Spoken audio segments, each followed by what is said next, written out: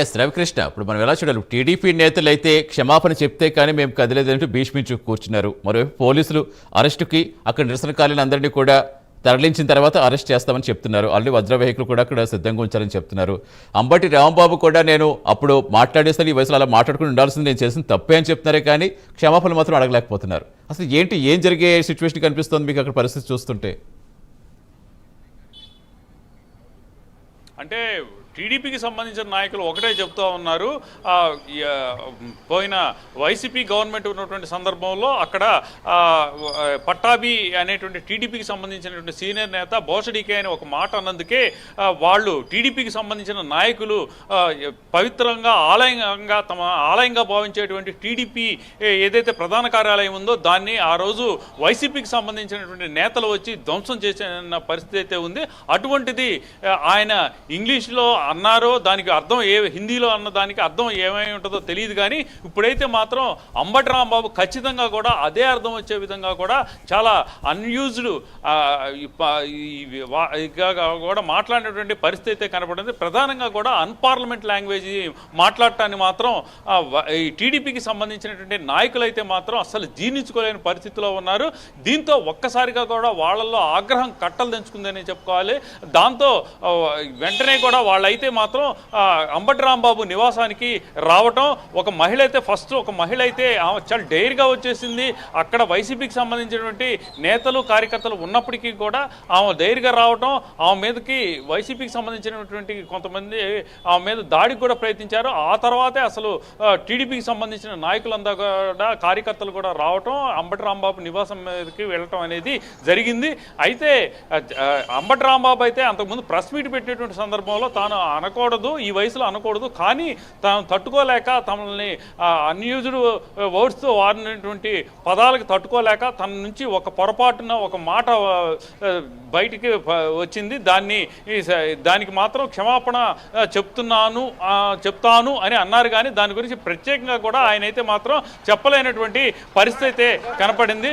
దీంతో ఒక్కసారిగా కూడా యాక్చువల్గా చెప్పాలంటే మాత్రం ఇక్కడ ఉన్న పరిస్థితిని కనుక చూసుకున్నట్టయితే మాత్రం ఎవరు కూడా ఊహించుండరు ఈ విధంగా కూడా జరుగుతుందని.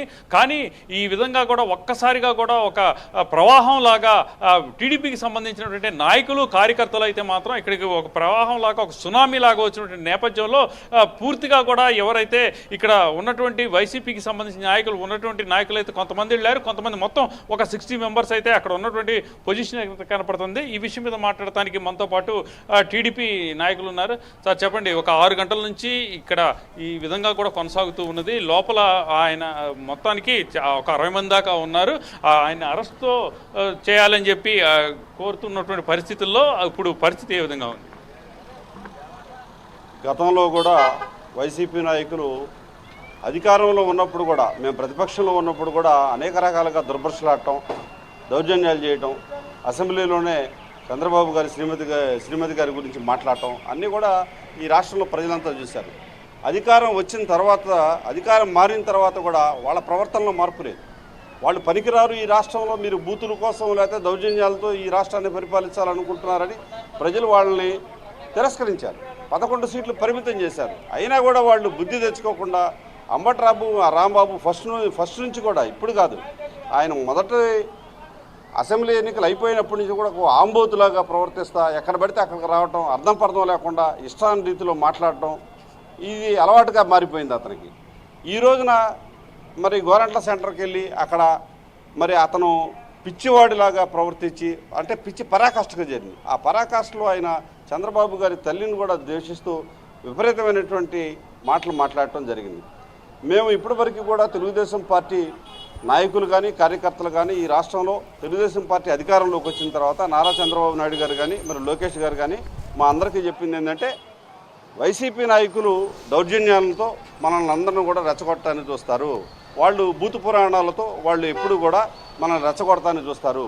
మనం సంయమనం పాటించాలి, మీరు ఎక్కడ రెచ్చిపోవద్దు, రెచ్చిపోతే గుర్రానికి గాడిదకి కూడా ఒకే ఘాటును కట్టేసినట్టు ఉంటుందని చెప్పి మాకు చెప్పడం జరిగింది. దాంతో రాష్ట్రంలో ఎక్కడ కూడా వాళ్ళు రపా అని చెప్పేసి ఈ రాష్ట్రంలో ఎక్కడ పట్టినా కూడా గ్రామ స్థాయిలో కూడా ఫ్లెక్సీలు వేసినప్పటికీ కూడా పోలీస్ అధికారులు కానీ ఇటువైపు తెలుగుదేశం పార్టీ కార్యకర్తలు కూడా సంయమనం పాటించడం జరిగింది. అంటే ఇక్కడ టీడీపీకి సంబంధించిన నాయకులు చెబుతుంది ఒకటి, ఇప్పటి వరకు సమన్వయం పాటించాము, వాళ్ళు రప్ప అన్నప్పటికీ కూడా మేమైతే మాత్రం ఎట్టి పరిస్థితుల్లో కూడా ఆవేశపడలేదు, అదేవిధంగా కూడా వాళ్ళ మీద దాడులకు తెగబడలేదు. కానీ ఇప్పుడైతే మాత్రం తమ అధినాయకుడిని అన్నటువంటి మాటలు మాత్రం తాము జీర్ణించుకోలేకపోతున్నామని తెలియజేస్తున్న పరిస్థితి కనపడింది. బావచ్చు స్టూడియో. రైట్.